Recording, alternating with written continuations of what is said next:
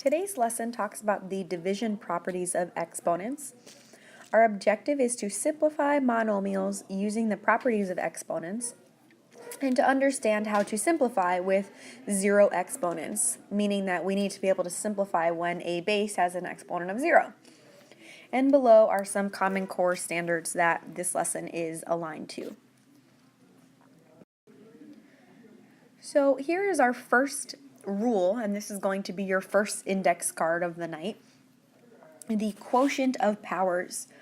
So let's just take a look and see, before we even read this key concept, let's take a look at what we would do with this problem here. 2 to the 7th power means I'm going to write 2 multiplied by itself 7 times. 3, 6, and one more. And then divided by 2 to the 4th, which means do it 4 times. And remember, when I have a number divided by the same number, they cross out or they cancel out because they reduce to 1. So I'm just going to cross out any pairs I see. And I'm left with 2, but how many? Well, I'm left with 3 of them, so 2 to the 3rd power would be my final answer. Now, a more simple way to get to this same conclusion instead of writing it out, because what if we had 2 to the 100th power? Who wants to do that? We just take the exponents and we subtract them. 2 to the 7 minus 4, which is 2 cubed. A more simple way to do that. Same thing with t to the 4th over t cubed. I'm just going to go the simple route because you should have remembered these from a long time ago. And we would just get t to the 1st power. Now what happens here in this last example when we have x's and y's? Well, let's deal with our x's first. X to the 3, take away 2, because that's the exponent of the x in the denominator, becomes x to the 1st power. And then we deal with our y's. Well, y to the 4th, take away, there's a 1 down there in the denominator, so this becomes y cubed. So my final answer for that one, once I've dealt with each variable individually, is x to the 1st, or just x, y cubed. And that's it. Here is our second rule of the day, called a power of a quotient, and it's really similar to the power of a product rule, and often involves that as well. And basically we deal with the numerators first, and then we deal with the denominators second. But let's just talk about what this rule really means. So if I take the numbers here, 3 over 4, and I do that, it tells me to multiply it by itself 3 times. How many 3's do you see? 3 of them. So I have become 3 to the 3rd power. Over, how many 4's do you see? Well, you see 3 of them.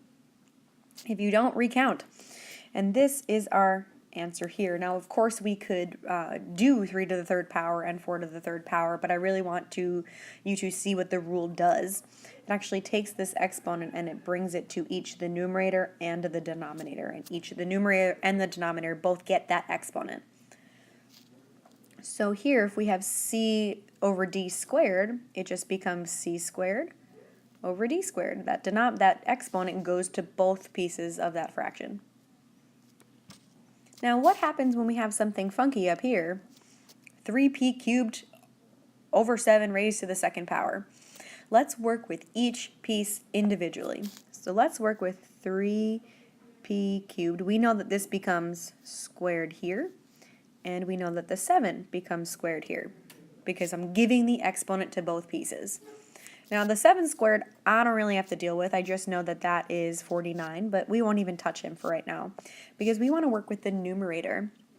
I give my exponent to the 3, so that becomes 3 squared.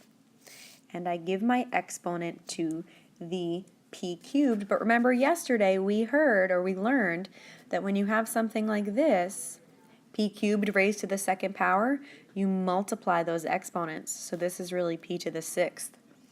So we have p to the 6th, and that's that, all over 7 squared.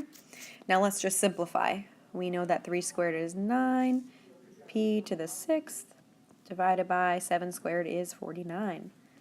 And that is our final answer for that. So please make an index card with this key concept here, a power of a quotient. our last property, the one I think you'll find easiest to work with, provided that you can remember it, is the zero exponent property, which basically says that when you take any number or any monomial or anything raised to the 0 power, it becomes 1. Okay, so imagine we had something like this, 1x to the 0. Well, we know that we're writing 1 times. Now, how many times did we write x? 0 times. So it's just a 1 there. Okay. So here, if we look at this whole chunk is in parentheses. I'm not even going to read it. You see a bunch of variables, you see some coefficients, and it looks pretty scary. But then you realize that up here, the whole expression was raised to the 0 power. So instead of having to deal with all those nasty letters and simplifying, your answer is just 1. Literally just 1. No variables, no negatives, nothing. Just 1. Okay, but they're not always going to be that easy. So let's look at the second one here. X to the 5th, y to the 0 over x cubed. So that 0 only applies to the y. So this becomes x to the 5th times 1 over x cubed. Now that 1 is great, but what do we do with the x to the 5th over x cubed? Well, we learned in the first part of the video that we subtract the exponents. So it would really be 1 times x to the 5 take away 3. So it's really 1x squared, or just x squared.